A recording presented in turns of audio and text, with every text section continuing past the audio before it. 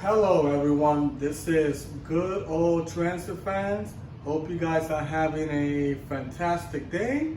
Today I'm going to be talking about, in regards to these two wonderful models, the R179 and the R211s in general.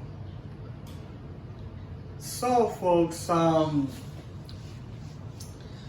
so technically I wanted to talk about in regards to predictions in regards to the R179 and all the models of the R211 in general types. Not only predictions I want to talk about, and also I'm also going to talk about in regards to what could have happened as well in regards to the train assignments if the MTA would have done it the correct way. So we're gonna start with the R179 first. So as you guys remember, the R79 started revenue service back in 2017 when it first started on the J line. Back in November, I believe, when it was being tested there, and then by December is when it started doing revenue service on the J line. And of course, you know, it passed on under Z as well as the C train the year after that, which will be by October of 2018. And then a year after that, it started on the A train in February. But remember, it was the 5-car set that was on the A train from February, and then by March is when it started doing revenue service. It was on the A. But on the other three lines in regards to the J, Z, and C train, all of those were 4-car sets. The A was the only one that had the 5-car set, right? So the order in regards to the R179 was about, it originally was 300 cars at first when they actually approved the contract. Now the thing was that it did increase because of the damages and delays that happened with the R179, as you guys may know, which of course in that time they used to call them the lemons because of all the issues the train had, which you guys already know about that for sure. So I'm not gonna get into details of all the issues the R179 had, but they were assigned to the AC, J, and Z line, and now they also have them on the Rockaway shuttle as well now. So those are the lines that actually have the R179, right? So getting into the detail of the R79, so from 300 it went to 318, and because I mentioned due to the damages and delays that was caused by the bombardiers, back in that time when they were the manufacturer. Now it has been sold to Austin now.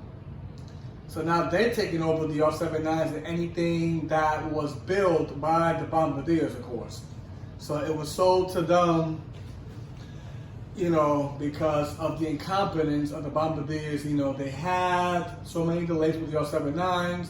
And this is actually before the COVID time, actually, when the R79s arrived. So it's not the same compared to the R211.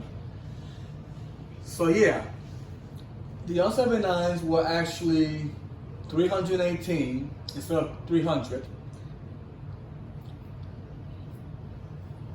And as you guys know, 130 cars were for the A, and then then 188 cars were split with the J, Z, and the C train as well. So they split them up. As we do know, the C train has about 92 of those R179s, and the J and C has a total of 96 cars there. Back then, the J used to have over 100, but then, they started to, make changes with them back and forth. Now, the thing is, in regards to the R79s, I mean, 318 cars, you would think that's actually enough to replace the R32. Because the thing is, the R32 technically was supposed to be replaced by the R160 in general. But as you guys know, back in the late 2000s, when they started that, when they started putting the R160s into service between 2006 all the way to 2010, right? Originally, the order was supposed to replace all the R32s with the R160 as well as the R42s also. Now, because of the structural integrity that happened with the R144s back in 2010, when they actually had to be put down, of course, because technically the R44s were supposed to replace the R32s actually with the R160s. That was the original plan back then. But then they had to order the R79s a couple of years later, which technically the R79s was supposed to start in 2014 in the last quarter. And around that time, they had some delay issues with the R79s that they cannot arrive to the property because they had some structure issues like dwelling issues, etc. So it was delayed for 2 years. So from 2014 till 2016, I could say mid 2016 is when they finally, arrived to the MTA. So that was about a 2-year delay, right, on the R179. So it wasn't really a good start with that train, for sure. See, this is the error that the MTA did in regards to the R79s compared to the R211.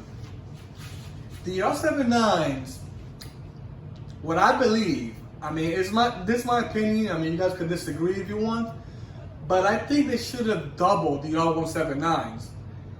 They didn't necessarily have to do it with the Bombardiers, they could have done the 318, cars with the Bombardiers, and they could have chose either Kawasaki or Austin to actually build the other 300 cars. And what they should have done was they should have had them as a 5-car set. So they could have had a base order, right, with the 318 cars. Originally it was 300, but it went to 318 because due to delays and damages, etc. Then they could have had 300 more that could have been 5-car sets. And that would have helped so much in regards to the service on these lines that I'm going to talk about now. The AC as well